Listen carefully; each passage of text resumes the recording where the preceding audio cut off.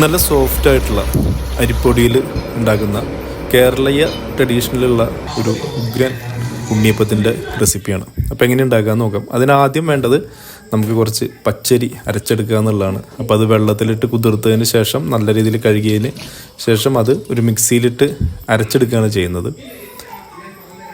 അതിനുശേഷം നമ്മൾ ഈക്വൽ ക്വാണ്ടിറ്റിയിലുള്ള, അതായത് 1 കിലോ പച്ചരിക്ക് 1 കിലോ ശർക്കര തന്നെയാണ് എടുത്തിരിക്കുന്നത്. ഇപ്പോൾ കൂടുതൽ അളവ് പച്ചരി ഉണ്ടെങ്കിൽ 1 കിലോ കൂടുതലൊക്കെ ഉണ്ടെങ്കിൽ ശർക്കരയുടെ അളവ് കുറയ്ക്കാം. പിന്നെ മധുരം കുറവ് വേണ്ട ആളുകൾക്ക് വേണമെങ്കിൽ ശർക്കരയുടെ ക്വാളിറ്റിയൊക്കെ അനുസരിച്ച് കുറച്ച് കുറയ്ക്കാം. ഇതിനി എല്ലാവർക്കും അറിയാവുന്നത് പോലെ തന്നെ നമ്മൾ കുറച്ച് വെള്ളം ഒഴിച്ച് ശർക്കര ഉരുക്കിയെടുക്കുകയാണ് ചെയ്യേണ്ടത്. അപ്പം നല്ല രീതിയിൽ ഉരുക്കിയെടുത്തതിന് ശേഷം അതിലുണ്ടാകുന്ന കരടും കല്ലൊക്കെ മാറ്റാനായിട്ട് അത് അരിച്ച് നമ്മളൊരു പാത്രത്തിലേക്ക് മാറ്റി വയ്ക്കണം.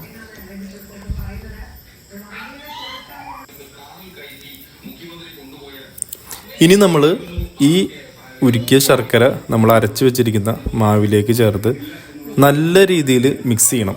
കാരണം ഈ മിക്സ് ചെയ്ത് കഴിഞ്ഞാൽ പിന്നെ ഇത് പിറ്റേ ദിവസമാണ് നമ്മൾ ഉണ്ടാക്കി തുടങ്ങുന്നത്. ഇപ്പോൾ രാത്രിയാണ് നമ്മളിത്, വൈകുന്നേരം അരി വെള്ളത്തിലിട്ട് അരച്ചതിന് ശേഷം ശർക്കര ഉരുക്കി മിക്സ് ചെയ്ത് രാത്രി അവിടെ വയ്ക്കുന്നു. ചൂടാറിയതിന് ശേഷം വേണം മൂടി വയ്ക്കാൻ. അതിനുശേഷം പിറ്റേ ദിവസം തുറന്നു കഴിഞ്ഞാൽ ഇങ്ങനെയാണ് ഇരിക്കുന്നത്. ഇതിൽ നമുക്ക് കുറച്ച് ഇൻഗ്രീഡിയൻസ് ചേർക്കേണ്ടതായിട്ടുണ്ട്. അപ്പോൾ ആദ്യം തന്നെ നമ്മൾ ചേർക്കാൻ പോകുന്നത്, ഇത് നല്ല രീതിയിൽ മിക്സ് ചെയ്തതിന് ശേഷം അതിലേക്ക് പഴം ചേർക്കുന്നുണ്ട്.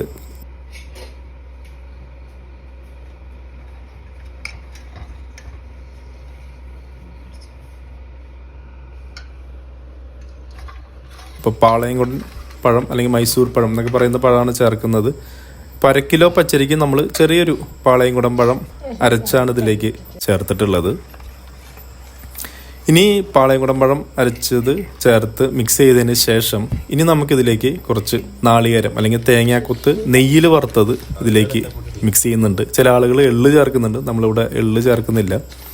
അതിനുശേഷം കുറച്ച് ഏലക്ക പൊടിച്ചത്, പിന്നെ നമ്മൾ ചുക്കും ജീരകവും കൂടി പൊടിച്ച കുറച്ച് പൊടി കൂടി ഇതിൽ ചേർക്കുന്നുണ്ട്.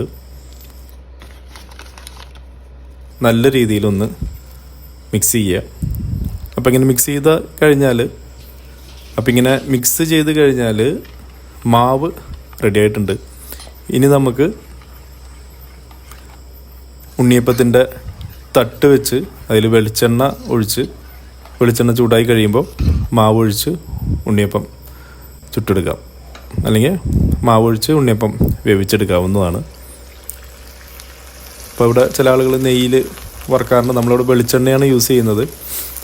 അപ്പോൾ വെളിച്ചെണ്ണ ചൂടാകുമ്പോൾ ഈ മാവ് നമ്മൾ ഫുള്ളായിട്ട് ഒഴിക്കാതിരിക്കുകയാണ് നല്ലത്. കാരണം ഈ ഒരു റെസിപ്പി എന്ന് പറഞ്ഞാൽ അത് ഒരു ബോൾ പോലെ പൊന്തി വരാനായിട്ടുള്ള സാധ്യതയുണ്ട്. അപ്പോൾ ഒരു മീഡിയം ലെവൽ വരെ ഒഴിച്ച് കഴിഞ്ഞാൽ നല്ലൊരു ഷേപ്പിൽ നമുക്ക് കിട്ടാവുന്നതാണ്.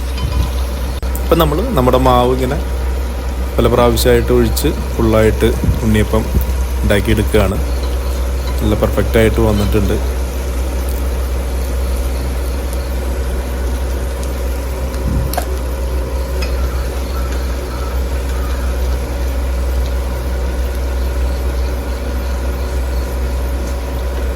അപ്പോൾ ഈ രീതിയിൽ നിങ്ങൾ ചെയ്യുകയാണെങ്കിൽ നല്ല അടിപൊളിയായിട്ടുള്ള സോഫ്റ്റായിട്ടുള്ള നല്ല ടേസ്റ്റുള്ള ഒരു ഉണ്ണിയപ്പം നിങ്ങൾക്ക് കിട്ടുന്നതാണ്. അപ്പോൾ ഇതുണ്ടാക്കി നോക്കുക. വളരെ കുറവ് ക്വാണ്ടിറ്റി പച്ചരിയിൽ ഉണ്ടാക്കി നോക്കിയാൽ മതി. അപ്പോൾ ഇഷ്ടപ്പെടുകയാണെങ്കിൽ തീർച്ചയായിട്ടും നിങ്ങളുടെ സുഹൃത്തുക്കൾക്ക് ഷെയർ ചെയ്ത് കൊടുക്കുക, ലൈക്ക് ചെയ്യുക, സബ്സ്ക്രൈബ് ചെയ്യുന്ന കാര്യം മറക്കാതിരിക്കുക. അടുത്തൊരു വീഡിയോ ആയിട്ട് ഉടൻ തന്നെ കാണാം. താങ്ക്